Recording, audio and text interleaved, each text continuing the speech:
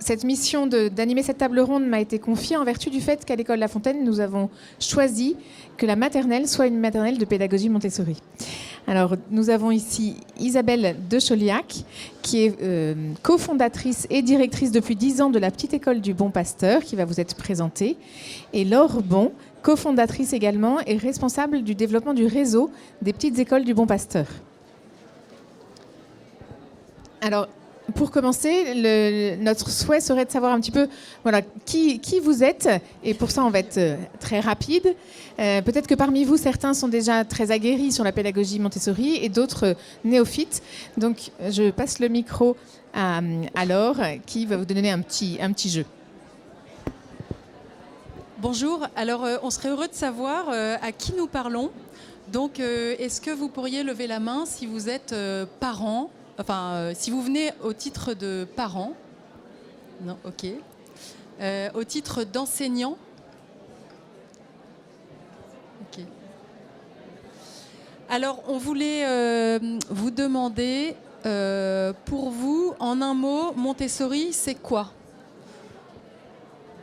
Est-ce que vous pouvez lever la main, et dire, on va noter, voilà. Aide-moi à faire seul.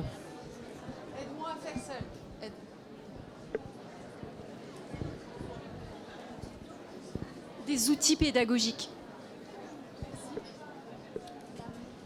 Manipulation avant l'abstraction. Manipulation avant l'abstraction. avant l'abstraction. Éducation à la liberté. Manipulation avant l'abstraction. Éduquer à la paix dans le monde. Alors, la première question que nous avons envie de vous poser, c'est pourquoi avoir choisi cette pédagogie pour la petite école du Bon Pasteur ? Alors, Isabelle, peut-être. Alors, pourquoi cette pédagogie nous a été donnée, je dirais. Elle répond avant tout à ce qu'est le petit enfant, corps, âme, esprit. Et puis, moi, personnellement, j'étais journaliste de formation et j'ai changé de vie puisque je suis devenue la directrice de la petite école il y a 10 ans. Et en fait, c'est vraiment, je paraphraserai avec audace Maria Montessori qui disait qu'elle n'avait pas quitté sa vie, sa carrière de médecin pour rien. Et notamment, elle avait reçu une révélation venue de l'âme des enfants. Et c'est vraiment ce que j'ai vécu, moi, en rencontrant le petit enfant de 3 à 6 ans à travers une catéchèse d'inspiration montessorienne. Et ça a été un véritable coup de cœur. Et donc, la pédagogie Montessori a été une révélation pour moi dans ce qu'elle donne à l'enfant. Et donc, on a choisi la pédagogie Montessori parce que elle est une réponse vraiment à ce qu'est l'enfant. Toute la pédagogie répond à ce qu'il est. Et du coup, l'enfant peut s'y glisser avec un certain naturel. Et moi, il m'a semblé, j'ai eu un électrochoc aussi quand j'ai découvert la catéchèse d'inspiration montessorienne, en voyant le contraste de comportement des petits-enfants dans cet environnement qui était préparé pour eux par rapport à l'environnement habituel qu'ils connaissaient. Témoignage perso, là, vous avez le choix de cette pédagogie, vous voulez en dire plus ? Est-ce que vous pouvez nous rappeler quelles sont les intuitions fortes de Maria Montessori ? Alors, Laure a parlé d'environnement préparé. Cet environnement préparé, c'est un enjeu colossal pour nous, adultes, notamment parce que ce petit enfant, il est régi par des lois de développement. Ces lois de développement qui ont été découvertes par Maria Montessori, qui était médecin. Et elle a découvert 2 lois essentielles auxquelles l'environnement préparé répond. Le premier, c'est l'esprit absorbant. L'enfant absorbe tout de son environnement. Ça le construit, ça rentre en lui-même. Et c'est comme ça qu'il grandit. Cet esprit absorbant, il est très fort entre 0 et 6 ans. Vous, en tant qu'adulte, vous allez hiérarchiser ce qui vous est donné dans l'environnement, choisir. L'enfant, lui, prend tout. Donc vous imaginez la responsabilité que c'est pour nous, adultes, d'être face à ce petit enfant qui absorbe tout, notamment qu'avons-nous à lui proposer comme environnement qui répondent à ce qu'il est profondément. Et alors, on voit sur le PowerPoint que vous parlez aussi des périodes sensibles. Donc ça, forcément, c'est un terme dont on entend parler dès qu'on entend parler de Maria Montessori et de la pédagogie Montessori. Est-ce que vous pouvez nous en dire un peu plus? Quelles sont ces grandes périodes sensibles? Oui, alors les périodes sensibles, donc je pense que vous devez savoir ce que c'est si vous êtes un public un peu d'enseignants et intéressé par la pédagogie Montessori. Donc ce sont ces appétences très fortes dont l'enfant fait l'expérience, qui le mettent en mouvement depuis le fond le plus profond de son intériorité et des besoins qu'il a besoin de satisfaire pour acquérir des compétences. Donc il y a 6 périodes sensibles qui s'entremêlent, en fait, qui sont toutes interdépendantes les unes des autres et qui font agir l'enfant entre 0 et 6 ans. Donc voilà, il s'agit de l'ordre, du mouvement, du langage, du raffinement des sens, de la sensibilité aux tout petits objets et du développement social. Donc on peut voir qu'un enfant est contrarié dans une de ces périodes sensibles, souvent quand il fait ce qu'on appelle un caprice, enfin ce que nous interprétons comme un caprice, quand il a une impulsion pour faire quelque chose, par exemple tout simplement marcher alors qu'on lui demande de monter dans sa poussette et d'être accroché, et il veut absolument pas parce qu'il a besoin de marcher, et alors il va se mettre dans des états que nous avons tous déjà observés. Voilà. Voilà, c'est surtout le chemin qui est important pour l'enfant.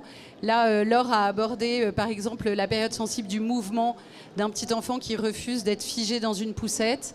Donc, c'est aussi les périodes sensibles, ça permet, Laure a parlé de caprice, mais ça permet d'identifier la cause des colères des enfants, notamment avant 3 ans, avant l'école, mais après, il peut y avoir des colères incompréhensibles par l'adulte qui, en fait, se relisent très bien quand on découvre ces périodes sensibles. Moi, ça a été vraiment très éclairant pour moi devant ces petits-enfants. Qui es-tu, petit enfant ? Eh ben, le connaître avec ses périodes sensibles et son esprit absorbant donne de nombreuses clés aux éducateurs pour répondre à ce qu'il est. Merci. Oui, pardon. Je voulais juste ajouter sur la période du mouvement qu'un petit enfant ne va pas être dans l'économie de mouvement, mais au contraire, il y a une générosité, une immense générosité dans le mouvement de l'enfant.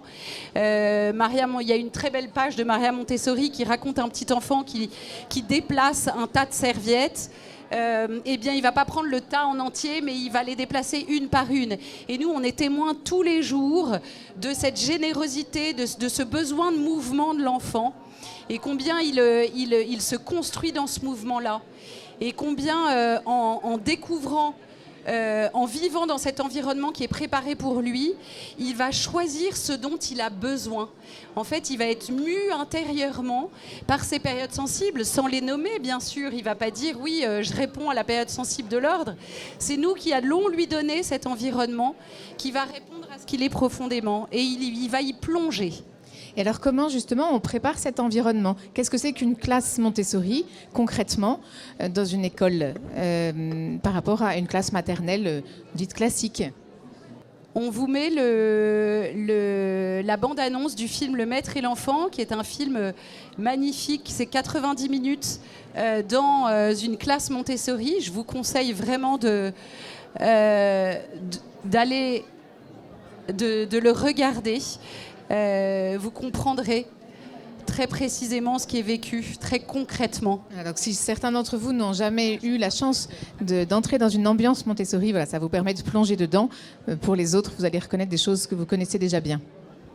En cherchant l'école où ma fille serait pleinement heureuse, où elle pourrait se construire à son rythme, j'ai découvert la proposition pédagogique de Maria Montessori.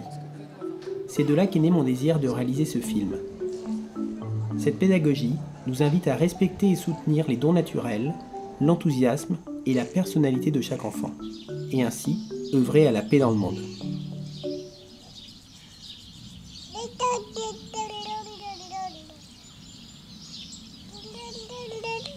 Quiere bajar. Quiere bajar.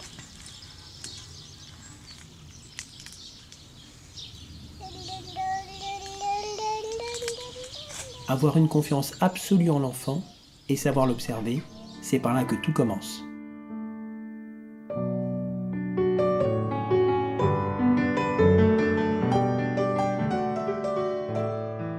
Ma méthode consiste surtout de donner à l'enfant la possibilité de vivre naturellement, exercer sa spontanéité.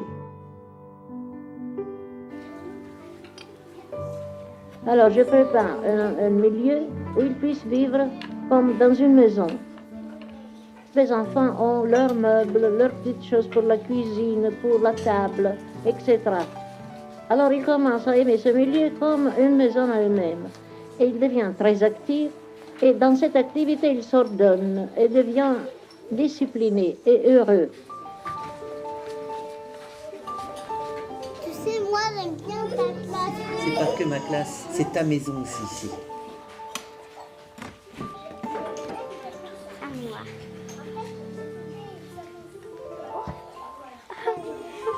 Tu l'as vu comme un bateau. Qui, de l'enfant ou de l'adulte, doit surmonter sa peur? C'est en observant l'enfant, en connaissant ses capacités, que l'éducateur saura à quel moment proposer une activité.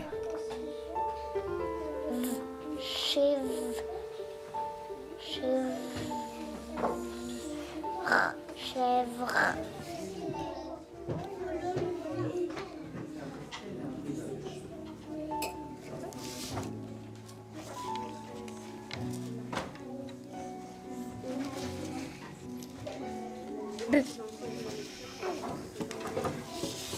Commence bien ici.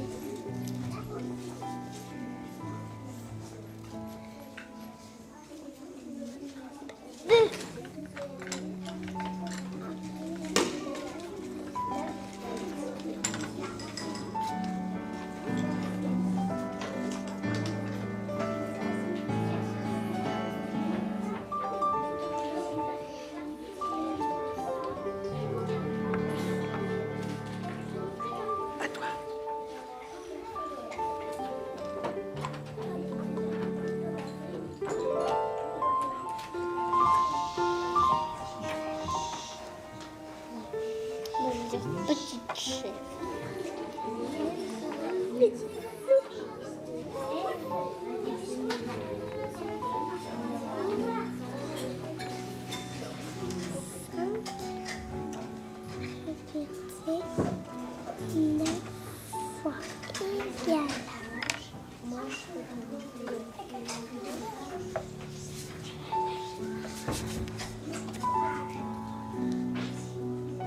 Leurs possibilités de travailler sans se fatiguer, leur discipline spontanée, le sentiment social merveilleux qui venait d'eux. Tout cela nous a fait comprendre une chose, devait y avoir quelque chose qui devait être aidé.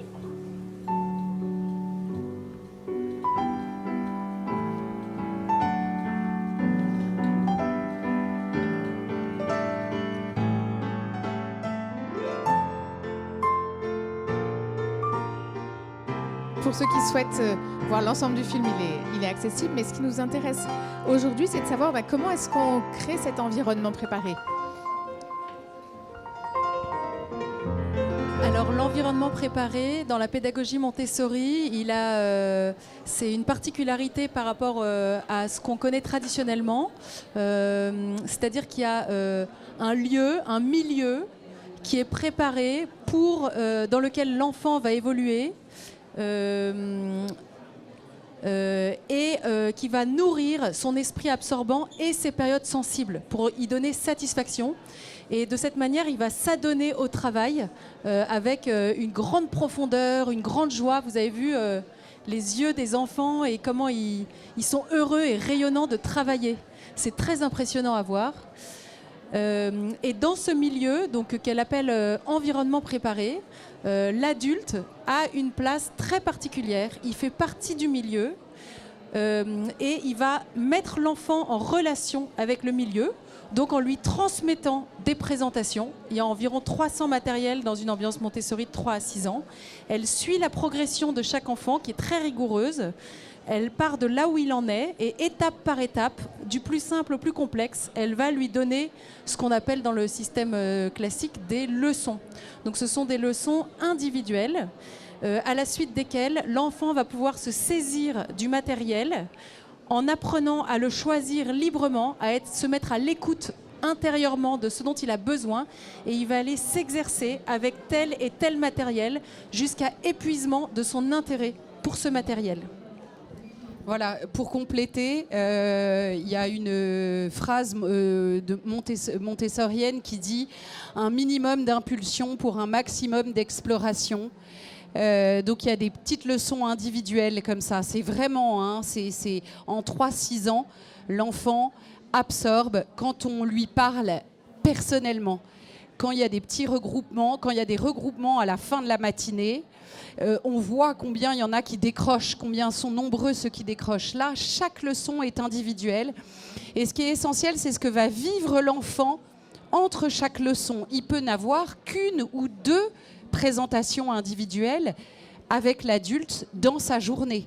Mais ensuite, il va construire lui-même sa journée à partir de ce qui lui a été donné, à partir de ses impulsions intérieures que sont les périodes sensibles dont je vous ai parlé. Donc une ambiance, cet environnement préparé, il a 4 espaces de vie ou 4 R, AIRES, de la vie pratique, du sensoriel, des mathématiques et du langage avec du matériel sensoriel. Et nous, à la petite école du Bon Pasteur, on a une 5e ère, qui est une ère de vie religieuse. J'ai parlé tout à l'heure de pourquoi Montessori, en disant que ça répondait à ce qu'était le petit enfant, corps, âme, esprit. Voilà, pour nourrir son âme, ce petit enfant qui est vraiment complètement unifié, on a cette 5e ère. Et alors, très concrètement, là, depuis 10 ans, vous avez 10 ans de recul, donc vous voyez si effectivement l'enfant, avec 2 présentations dans la journée, tous les enfants parviennent à construire justement leur choix d'activité. Est-ce qu'ils répartissent leurs activités sur ces 5 R? Est-ce qu'ils arrivent à un développement harmonieux? Alors, il y a bien sûr un suivi de l'adulte. Il y a un suivi de l'adulte et une observation de l'enfant. Ce qui est important, c'est de voir que l'enfant, quand il arrive à 3 ans, il va entrer dans un environnement préparé dont les règles vont lui être présentées. Il va absorber aussi les règles qui viennent de l'environnement et de l'adulte, des autres enfants. Il y a un point qu'on n'a pas précisé qui est essentiel, c'est le mélange des âges. Vous avez vu quelques très jolies scènes là dans ces quelques minutes de film de la transmission d'enfant à enfant. Il y a une vraie fraternité dans le mélange des âges. Ça répond à ce qu'est l'enfant avec son esprit absorbant, c'est-à-dire qu'il va absorber ce que font ses pairs et ce que font les plus jeunes et ce que font les plus âgés, et ils vont s'entraider. Tout ça pour créer une communauté d'enfants. Mais alors, dans le choix de quelqu'un qui voudrait ouvrir une classe maternelle Montessori, il faut d'emblée commencer par les 3 âges, de ce fait-là intégrer des enfants qui ne sont pas montessoriens et qui ont 4 ou 5 ans, ou est-ce qu'il faut commencer uniquement avec des enfants de 3 ans? Comment est-ce qu'on démarre une ambiance Montessori? Alors, on fait progressivement. La sagesse veut qu'on commence par accueillir des enfants de 3 ans, presque exclusivement, selon le tempérament des enfants et les opportunités qui se présentent. Pourquoi pas 1 ou 2 enfants de 4 ans. Et puis, en 2e année, ces enfants, évidemment, auront grandi, auront absorbé les fonctionnements de l'ambiance. Et donc, on va accueillir une dizaine d'enfants plus petits qui ont toujours 3 ans. Et donc, on aura 3 ans et 4 ans. Et les grands tirent les plus jeunes par leur manière d'être dans l'ambiance. Et en 3e année, on va toujours accueillir une dizaine d'enfants de 3 ans. Et donc, en 3 ans, on aura une classe qui sera constituée avec des enfants de 3 ans, 4 ans, 5 ans. Puis, chaque année, à mesure que autant d'enfants qui sortent pour aller vers le CP et autant d'enfants sont accueillis pour les remplacer en petites sections. Donc, en effet, économiquement, il faut 3 ans pour ouvrir une classe Montessori. Elle ne peut pas atteindre sa rentabilité dès la première année. C'est quand même important de le préciser. Mais surtout, elle n'atteint pas sa plénitude, toute sa beauté, si on intègre des noms montessoriens, c'est-à-dire des grands, tout de suite. Voilà, ce sera beaucoup plus difficile. Et puis, ce qu'il y a de merveilleux dans ces 3 âges, c'est que les enfants ne font qu'une rentrée sur 3 ans. C'est-à-dire que en moyenne section et grande section, ils vont rentrer à la maison. Vous savez, une classe Montessori, ça s'appelle une maison des enfants. La Casa dei Bambini en italien, c'est ainsi que Maria Montessori l'a nommée. Et vraiment, en 2e et 3e année, les enfants rentrent à la maison. Et à la petite école du Bon Pasteur, on a choisi de faire d'ailleurs une rentrée décalée pour les moyens et les grands. Et les premières années, donc la première semaine de rentrée, viennent les moyens et les grands retrouver leur maîtresse, retrouver l'équipe pédagogique et retrouver leur père et les enfants qui étaient déjà là avec eux l'année dernière. Et ils vont préparer la maison et reprendre pied dans cette maison pour accueillir les plus jeunes. C'est un peu à l'image de la famille qui, pendant 9 mois, va se préparer à l'accueil d'un nouveau-né. Et bien là, c'est les enfants qui se préparent à l'accueil des plus jeunes, qui vont rentrer une semaine après. Donc ils ont 4 jours pleins entre anciens pour se préparer intérieurement à l'arrivée des plus jeunes qui vont arriver de manière échelonnée. Donc c'est aussi pour veiller, c'est un bouleversement de voir les plus jeunes arriver. Donc on a parlé du mélange des âges. Il y a plusieurs piliers qui sont très importants à respecter pour que la pédagogie puisse porter du fruit. C'est le fait que les enfants sont dans l'ambiance pendant 3 heures d'affilée. Maria Montessori, elle a vraiment observé des cycles de concentration des enfants. Donc on se demandait comment cette entrée dans le travail et le fait de s'approprier, de construire sa journée, ça prend du temps. C'est pour ça qu'ils ont 3 années pour ça. Ça ne se fait pas en un jour. Mais petit à petit, ils vont apprendre au gré de... si un jour un enfant est fatigué, il a le droit de dormir. S'il a faim, il peut aller se couper une carotte ou une banane. S'il est à fond, il va aller se mettre dans les mathématiques. Et puis, à un moment donné, il va être capable, par exemple, au début de la matinée, de faire des petits travaux. C'est-à-dire dans le sens où qui ne sont pas forcément très engageants. Il y en a qui ont des routines, qui font la même chose tous les jours au début. Et puis petit à petit, ils vont entrer dans des travaux beaucoup plus profonds qui vont le construire et construire son intelligence à partir de ce qu'il est profondément. Donc c'est vraiment un chemin. Et dans la pédagogie Montessori, l'enfant, on lui fait ce cadeau du temps et de 3 années pour se construire. Oui, parce qu'il y a non seulement le temps dans la vie quotidienne, c'est-à-dire qu'il y a un des piliers aussi, c'est les 3 heures de classe consécutives qui ne sont pas coupées par une récréation, parce que justement, il y a cette courbe de concentration, cette concentration dont parlait Laure, cette courbe de concentration qui n'est pas rompue. L'enfant a le temps et on lui fait ce cadeau du temps, non seulement dans sa journée, mais aussi sur 3 ans. Ça peut être un peu désarçonnant quand on ne connaît pas, de venir une matinée observer et de voir qu'il y en a qui sont beaucoup en train d'errer, de ne pas trouver le chemin de la concentration. Mais en fait, l'enfant, il est à observer sur 3 ans. Et c'est essentiel. Voilà. Nous, on voit qu'on a des baisses de régime, on voit qu'il y a des moments où on a envie de rien faire. Et au contraire, on a des moments de très grande activité. Voilà, l'enfant vit cela. Et cette question des 3 ans, effectivement, elle n'est pas anodine du tout. Tout à l'heure, vous faisiez une comparaison avec la vie de famille. Mais la vie de famille est d'un autre ordre. On ne choisit pas ses parents. L'enfant, quand il est confié à l'école, il est confié donc à une classe avec son éducatrice, son assistante. Sur votre expérience et votre recul, est-ce qu'il arrive que ce soit difficile pour certains enfants justement de ne pas changer d'adulte référent? Et pour certains adultes, il y a peut-être des enfants pour lesquels ils ont du mal à trouver le chemin d'accompagnement éducatif. Voilà, est-ce que c'est un problème auquel vous avez été confronté ou finalement ce n'est pas une question de votre expérience? Alors, il y a autre chose d'essentiel dans la pédagogie, c'est qu'elle est fondée sur l'enfant est au cœur et donc l'éducateur observe l'enfant. il va observer ses besoins fondamentaux, et il va réagir en fonction. Donc l'éducateur régulièrement s'assoit pour observer. Et on remarque que... Alors je vais vous dire une phrase qui va vous faire rire, mais on peut dire que Montessori est fait pour tous les enfants, tellement, vous voyez, on a dit combien ça répondait à ces lois de développement, à ce que Dieu a voulu et a mis en l'enfant, à ces lois de développement naturel. On pourrait dire que peut-être que Montessori n'est pas fait pour tous les adultes et qu'on peut ne pas être prêt à vivre ce qui est vécu, ce qui est proposé sur la posture de l'adulte, sur l'autonomie, sur la liberté de l'enfant. C'est un chemin, cette liberté. Ce sont des ambiances qui sont rigoureusement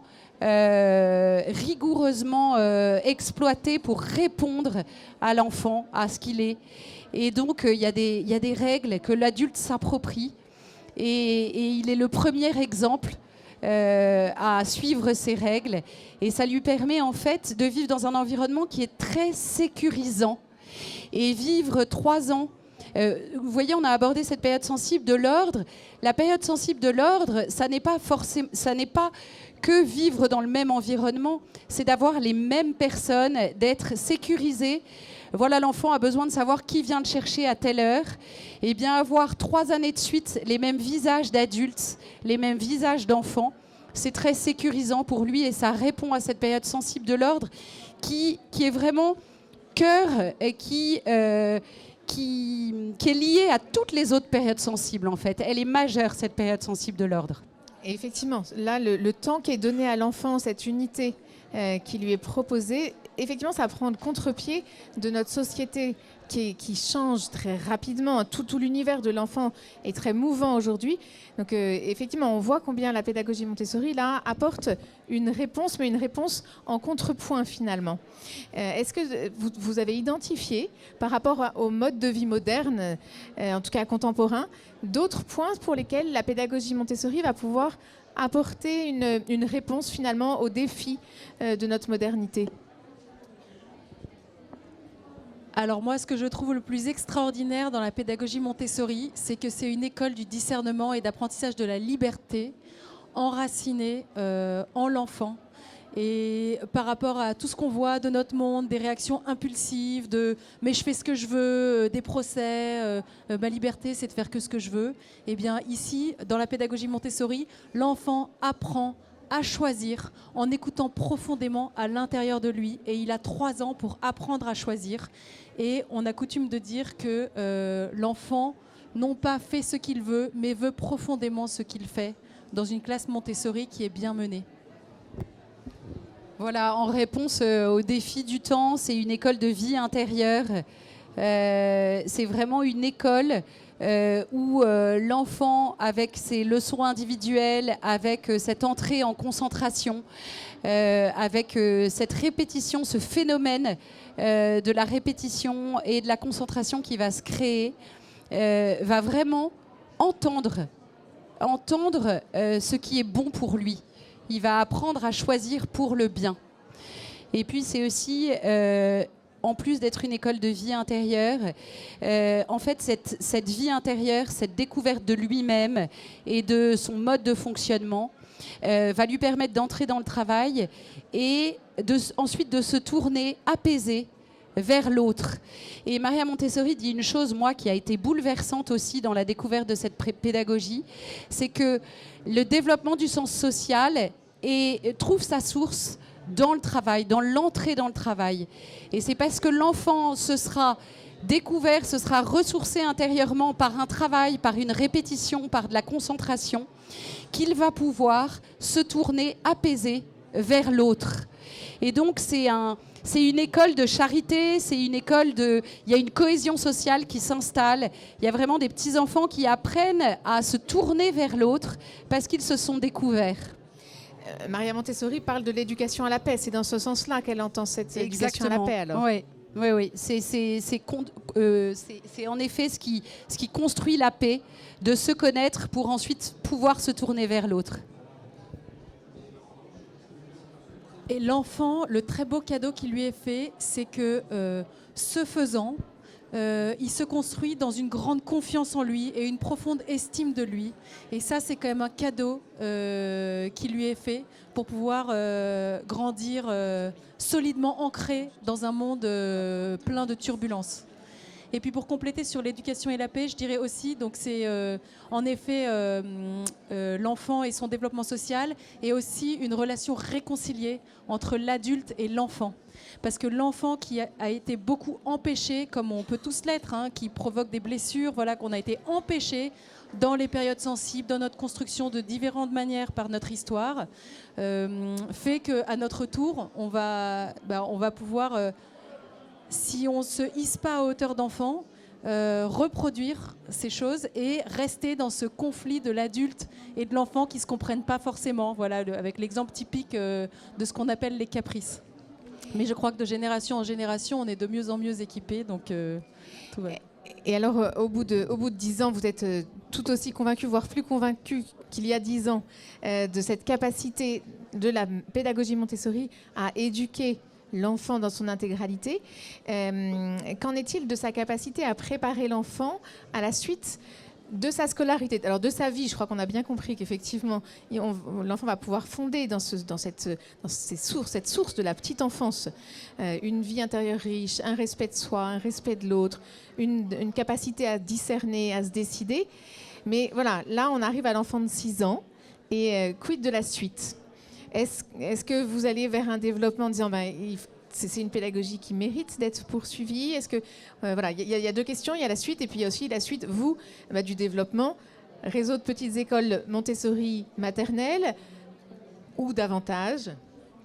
Voilà, alors nous, on est un exemple particulier parce qu'on propose uniquement 2 maisons des enfants, donc 2 classes avec des enfants d'âge maternel, de 25 enfants à peu près. On n'a pas fait le choix d'ouvrir des classes élémentaires, mais la pédagogie Montessori, évidemment, est proposée pour les enfants jusqu'au bac. Il y a beaucoup d'écoles élémentaires, un certain nombre d'écoles élémentaires Montessori, avec cet environnement préparé. Donc, en maternelle, c'est 3-6 ans, puis en primaire, c'est 6-12 ans. Et ensuite, il existe des collèges Montessori. On en parlait tout à l'heure. Peut-être qu'on fera intervenir le pôle de formation, l'ISMM, qui forme les éducateurs Montessori de l'association Montessori de France et internationale. Et en fait, on a parlé de réponse aux lois de développement de l'enfant. Ces périodes sensibles, elles sont très fortes jusqu'à 6 ans. Si on y a répondu, eh bien, l'enfant va pouvoir sortir de nos classes maternelles avec une construction intérieure qui va l'aider à vivre la nouveauté. La nouveauté, ça va être, nous, en majorité, pour les enfants qui sont dans notre petite école, un système traditionnel d'enseignement, que ce soit dans le public ou dans le privé, et non des environnements montessoriens. On a quelques enfants qui partent en Montessori, mais ça reste aujourd'hui encore une minorité. Et ils vont partir dans un environnement classique. Comment est-ce qu'ils vont vivre là-dedans?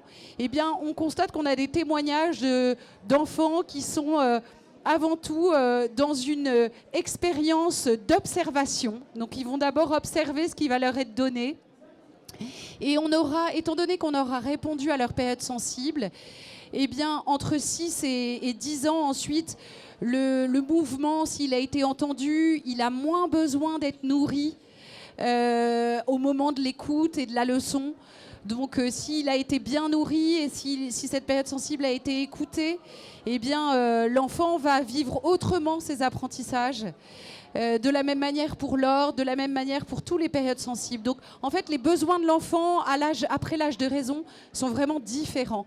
Et qu'est-ce qui va se passer? On va peut-être conseiller aux familles d'aider l'enfant de manière à convertir ses acquis en outils didactiques, c'est-à-dire peut-être lui faire faire un cahier d'écriture pendant l'été, parler de l'environnement qu'il va découvrir, avec chacun sa table, écouter le professeur, qui va plus parler qu'à l'école.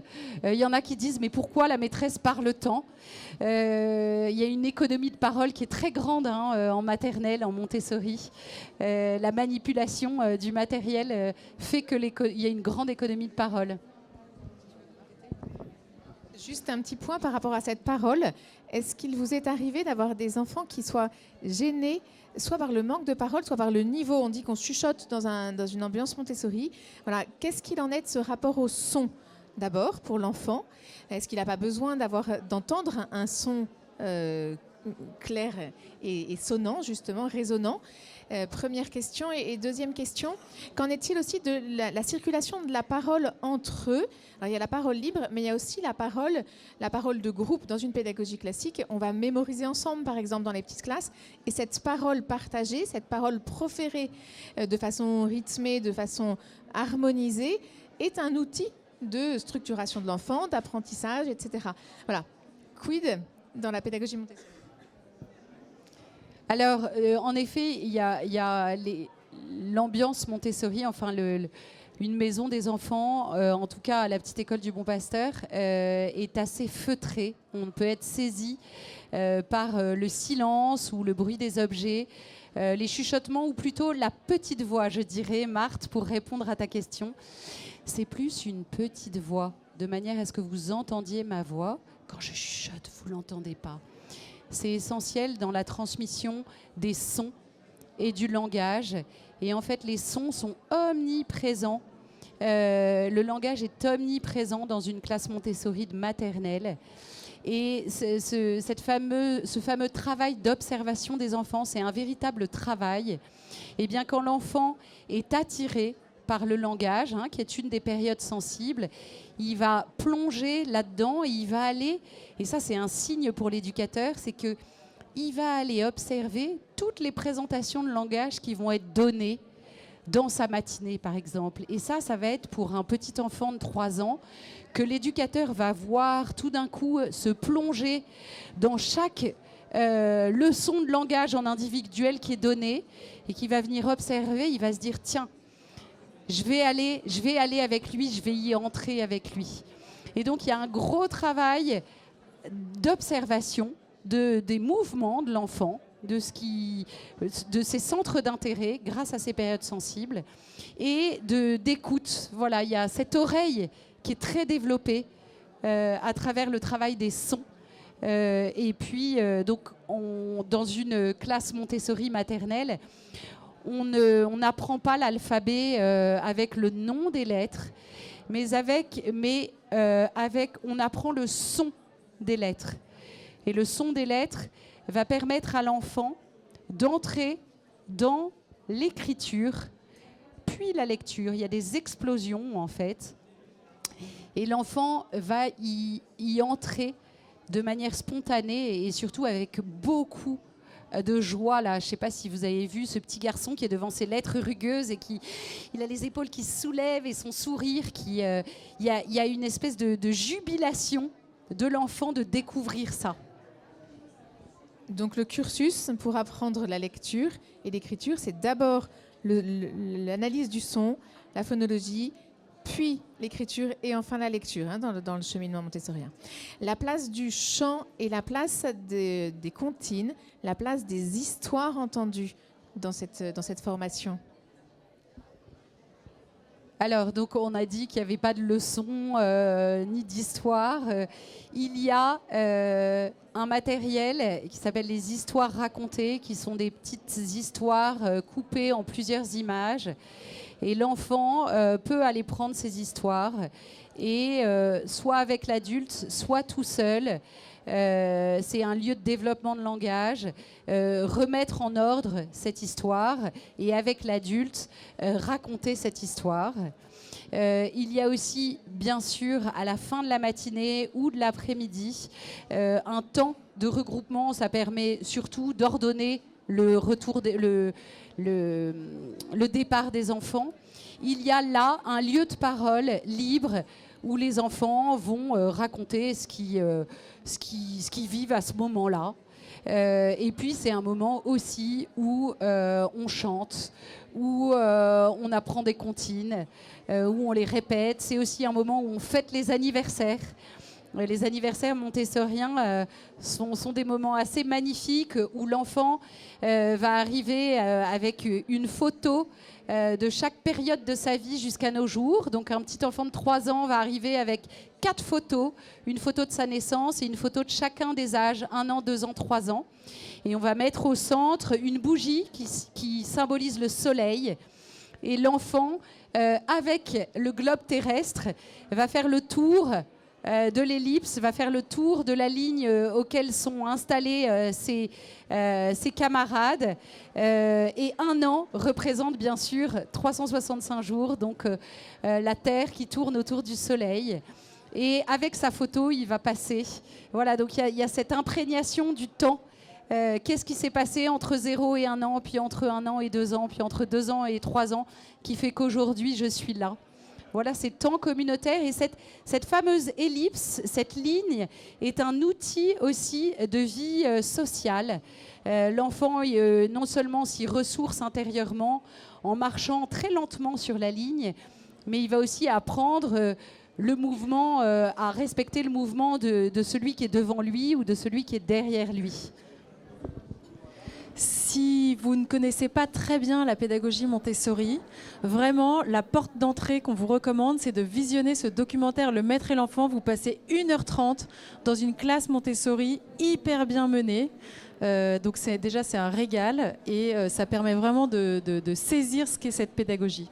Et donc ça permet aussi de toucher un point, une pédagogie Montessori hyper bien menée. Pour pouvoir atteindre ce dont vous nous témoignez là, quel est le degré de compétence en fait de l'adulte? Quel est est-ce qu'il faut avoir tout le matériel d'emblée? Voilà, à quel point faut-il être formé et bien formé pour, Alors le matériel, on l'acquiert progressivement puisque au début on n'a que des petits, donc, et puis on n'a pas beaucoup d'argent, donc de toute façon on achète le matériel, on constitue le lot de matériel au fur et à mesure qu'on constitue la classe sur plusieurs années. Concernant la formation, il est évident que c'est très important d'être très bien formé parce que cette pédagogie, c'est vraiment une ligne de crête. Et donc, il y a beaucoup d'écoles Montessori en France, environ 400. Il y a pas mal d'organismes de formation. Il y en a sûrement plein qui sont très bien. Ce qui est sûr, c'est que l'Institut supérieur Maria Montessori et le CFMF, c'est ça, Centre Montessori pour la francophonie, il me manque une lettre, sont reconnus par l'Association Montessori de France, qui est l'antenne française de l'Association Montessori internationale fondée par Maria Montessori. Donc nous, à la Petite École du Bon Pasteur, on fait le choix de recruter des éducateurs qui sont vraiment formés sérieusement. Cependant, la formation théorique ne suffit pas, même si elle est conséquente. Maria Montessori écrivait elle-même qu'en fait, il faut beaucoup de pratique. Et aussi que c'est un énorme chemin de conversion pour l'adulte. Elle dit ce sont les vertus de charité et d'humilité qui la préparent.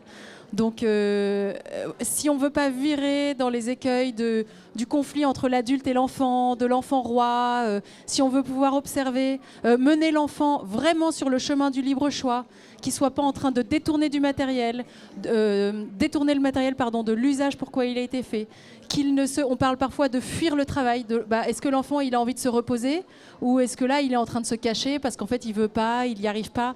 Enfin ça demande vraiment un œil aiguisé qui s'aiguise au fil du temps, mais donc c'est vraiment la théorie plus la pratique qui sont extrêmement importantes. Et puis ça demande beaucoup d'amour. Je ne sais pas si vous avez vu le film La Nouvelle Femme, mais ça raconte les débuts de la vie de Maria Montessori. de la vie professionnelle où elle a déployé les premiers fondements de la pédagogie auprès d'enfants déficients. Et elle a un parterre, on est en 1900, hein, elle a un parterre de savants et d'hommes sachants à qui elle va présenter ses enfants, et ces hommes vont leur poser des questions de mathématiques, de langage, etc. Et donc après vont la féliciter et vont se féliciter, se congratuler entre eux. Et elle va arriver, va les faire taire et va leur dire « Voilà, on est bien heureux d'avoir vu comment ils sont, mais je viens vous dire que l'ingrédient secret, c'est l'amour. » Et ces petits-enfants-là, de 3 à 6 ans, nous, c'est pour ça qu'on est là. Quand je vous dis c'est une révélation qui vient de l'âme infantile, c'est que en fait ces petits-enfants ils ont besoin d'apôtres dans notre monde, parce que c'est des petits-enfants qui peuvent, à ces âges-là, qui sont encore maladroits, on comprend pas ce qu'ils disent, il y en a de nombreux, on ne comprend ni leur langage ni leurs actes, c'est tellement désarçonnant. C'est une autre planète et vraiment c'est un lieu de réconciliation avec ce petit enfant. Merci beaucoup effectivement de nous rappeler ce qui est vrai dans toute entreprise d'éducation et d'instruction, la primauté de l'amour. Voilà, ça, effectivement, tout est fondé, toute formation ne tient que si elle repose sur cette capacité à creuser notre amour du petit enfant. Je peux compléter ? Je voudrais juste compléter sur cette fameuse ère de vie religieuse dont je vous ai parlé, la 5e ère qu'on propose à la petite école du Bon Pasteur. Je complète sur ce point-là, sur la posture de l'adulte, parce que cette ère du Bon Pasteur, elle permet non seulement c'est une ère de culture religieuse, mais c'est une ère où le Bon Pasteur va être fondateur et où enfants et adultes se reçoivent d'un autre, du tout autre. Et donc ça donne en fait à cette posture, d'abord à l'adulte d'être au service, d'être là en mission devant ce petit enfant, et à l'enfant de savoir, de découvrir que tout ce qui lui est donné lui vient d'un autre. Et ça préserve des écueils d'une toute-puissance intérieure qui peut se manifester chez le petit enfant. Et alors peut-être une dernière question avant de passer le micro à la salle pour entendre vos questions à vous. Pourquoi choisir la pédagogie Montessori ? Eh bien, est-ce que cette pédagogie-là se suffit à elle-même d'une part, et est-ce qu'elle nécessite de ne pas être mélangée ? Tout à l'heure, on passait, voilà, c'est un lieu fabuleux ici avec de multiples propositions pédagogiques, et parfois voilà, on peut être tenté d'enrichir, de compléter. Tout à l'heure, on parlait de l'hébertisme, par exemple, pour le développement du corps. Voilà. Qu'est-ce que vous dites, qu'est-ce que vous pensez de cette question de l'hybridation pédagogique ? Alors moi, je ne connais pas toutes les pédagogies, mais je crois que donc il y a une anthropologie qui sous-tend les différentes pédagogies, et que celle de Maria Montessori, en fait, que la pédagogie de Maria Montessori répond à ce qu'est l'enfant, et que chaque pédagogie a sa finalité propre, et donc si on va saupoudrer de plein de pédagogies, on risque de perdre un peu de vue la finalité. En tout cas, nous, on trouve que la pédagogie Montessori, alors on a parlé beaucoup de Montessori, peu de sa substance chrétienne et de la catéchèse montessorienne, qui est le prolongement des travaux de Maria Montessori en matière d'éducation religieuse, et qui, d'après nous, porte la pédagogie vraiment à son accomplissement, puisque l'enfant, donc on a dit que tout partait de son âme, et on croit, et Maria Montessori, en fait, c'est son esprit scientifique et sa foi qui lui ont permis de voir ce qu'est l'enfant et de développer sa pédagogie, et que du coup cette pédagogie elle se suffit complètement à elle-même. Merci. Et peut-être que pour comprendre effectivement cette spécificité de la petite école du Bon Pasteur, on pourrait regarder le film de présentation de la petite école du Bon Pasteur. Ouais. Et la petite école du Bon Pasteur, du coup nous on a fait le choix, donc c'est une vraie école maternelle Montessori. Dans la classe, il y a cette ère du Bon Pasteur qu'on a créée, qu'on a inventée, qui contient une sélection du matériel de la catéchèse du Bon Pasteur. Par ailleurs, l'enfant vit 2 heures de catéchèse par semaine du Bon Pasteur dans un atrium. Et comme on a dit qu'il fallait offrir à l'enfant une unité de vie en réponse à l'unité de sa personne. On a voulu que cette école elle ait un fort caractère familial pour qu'il y ait un prolongement entre la vie de l'école et ce que l'enfant vit dans sa famille, et que cette école soit située dans une paroisse, au cœur de l'église, pour amener le petit enfant à l'église et l'église à l'enfant. Donc vous allez voir ça dans ce petit film qui se trouve sur notre site internet. La petite école du Bon Pasteur est une école Montessori maternelle située dans le 16e arrondissement de Paris, aux portes du Bois de Boulogne et du jardin du Ranelagh. Petite école de quartier, elle évolue comme au cœur d'un village dans le jardin de la paroisse Notre-Dame de l'Assomption. Née en 2014, elle propose la vie dans 2 ambiances, appelées Maison des enfants, accueillant des enfants d'âge mélangé entre 3 et 6 ans. Les éducateurs sont diplômés de l'association Montessori Internationale. Chaque classe propose l'ensemble du matériel Montessori agréé, permettant aux enfants de se construire paisiblement au long de ces 3 premières années d'école. C'est au cours de 3 heures de classe consécutives le matin que l'enfant apprend à choisir et à exercer volonté et persévérance en entrant en concentration. La journée des enfants commence à 8h45. Après la matinée dans les classes, qui chacune dispose d'un espace de travail extérieur, ils sont accueillis par petits groupes dans des lieux de déjeuner avec leurs éducateurs, des salariés responsables de ce temps et des jeunes en service civique. Après le déjeuner, un temps d'1 heure en plein air est organisé dans la cour et sur le sentier nature à proximité de l'école. Ce sont les familles qui y conduisent à tour de rôle un groupe d'enfants. L'après-midi, les enfants retournent dans la classe entre 13h30 et 16h et ceux qui en ont besoin vivent un temps de sieste. À la petite école du Bon Pasteur, nous avons à cœur d'appliquer la pédagogie Montessori dans son essence chrétienne, afin d'aider l'enfant à grandir en unité corps, âme et esprit. Ce cœur chrétien permet d'articuler discipline et liberté, transmission et découverte personnelle, vie collective et autonomie. Ainsi, comme dans toute maison des enfants, les ambiances proposent 4 aires de travail que sont la vie pratique, le sensoriel, le langage et les mathématiques. Chaque semaine, les enfants vivent un temps de catéchèse dans un environnement préparé, dont le prolongement se trouve dans chaque ambiance, dans une 5e aire. Cet environnement religieux, dit atrium, leur permet de célébrer les grands événements de la vie liturgique avec leur aumônier. Les parents délèguent l'instruction à l'école et participent à la communauté en vue du bien commun, en intégrant des équipes parents au service de l'école. La communauté parentale se prend en charge par elle-même en levant des fonds et en proposant une solidarité afin que l'école soit accessible à tous, sans condition de ressources. Dans un objectif de coéducation, des temps de formation à la pédagogie Montessori et des temps d'échange sur la parentalité sont proposés aux familles plusieurs fois dans l'année. Vie paroissiale et vie de l'école sont intimement liées, imbriquant famille, parents, quartier et paroisse, tous âges confondus. Laissons Maria Montessori dans son ouvrage L'éducation et la paix conclure: l'enfant se développant harmonieusement et l'adulte s'améliorant à ses côtés, ne trouvons-nous pas là une image très émouvante et tout à fait motivante? Alors le visionnement de ce film, l'exposé que vous venez de nous faire et puis l'expérience de vous qui êtes dans la salle viennent de se rencontrer et peut-être que ça a suscité chez vous quelques questions.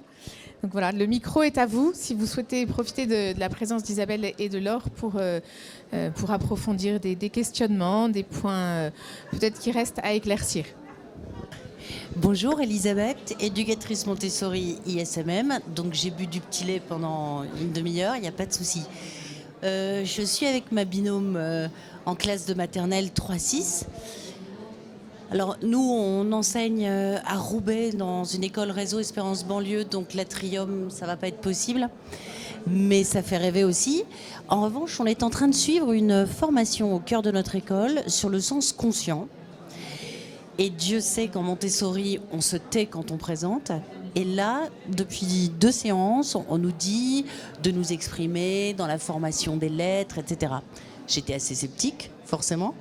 J'ai essayé et ça fonctionne super bien aussi. Donc je voulais savoir ce que vous en pensiez, parce qu'effectivement, ce silence dans la présentation, il est unique. Eh bien, pas toujours. Qui est-ce qui fait cette formation, qui vous délivre cette formation? Le sens conscient, parce que nous, on prépare un petit... on a commencé des petits livrets sur l'éducateur. Caroline Garnier. Et c'est quoi comme organisme? Le sens conscient, vous dites le nom? C'est très intéressant, on en parlera. La directrice du primaire est là, donc je peux lui demander ses coordonnées. Donc voilà, mais c'est passionnant, hein, vraiment. Et ça fonctionne aussi. Ouais. En fait, on travaille à une petite collection de livrets qui notamment couple le travail de l'éducateur montessorien avec cette essence chrétienne. Donc on a publié un petit livret sur l'intériorité de l'enfant et on en prépare un sur la conscience. Donc voilà, Maria Montessori, elle parle beaucoup, elle parle d'incarnation progressive. Et il y a une conscience progressive qui se fait pour l'enfant. D'abord une conscience de lui-même, une conscience de son environnement, puis plus tard une conscience morale. Et en maternelle, l'environnement Montessori permet de poser les bases de cette conscience morale, notamment à travers le sensoriel. Et tout ce qui est identifié, on parle de discrimination visuelle et auditive, voilà, identifier le court, le long, les contraires, les nuances, et tout ça, c'est des fondations au discernement pour l'enfant. Après, on parlera de c'est sonore, en fait, vous parliez surtout de la conscience auditive, voilà. Mais j'en ai parlé, hein, elle est vraiment vécue de manière très forte et très intense dans une ambiance Montessori, même sans la formation dont vous parlez, mais ça m'intéresse qu'on échange. Et en effet, c'est important de formuler très distinctement les sons et le langage qui est essentiel et qui répond à ce goût surtout de l'enfant. On aime dire des mots compliqués. En catéchèse, il y a une phrase de celle qui a fondé la catéchèse qui dit elle explique quelque chose à un enfant et l'enfant lui répond « Je comprends mieux quand c'est Dieu qui parle ». En gros, lis la Bible, ton verbiage ne m'intéresse pas et j'y comprends rien. Voilà.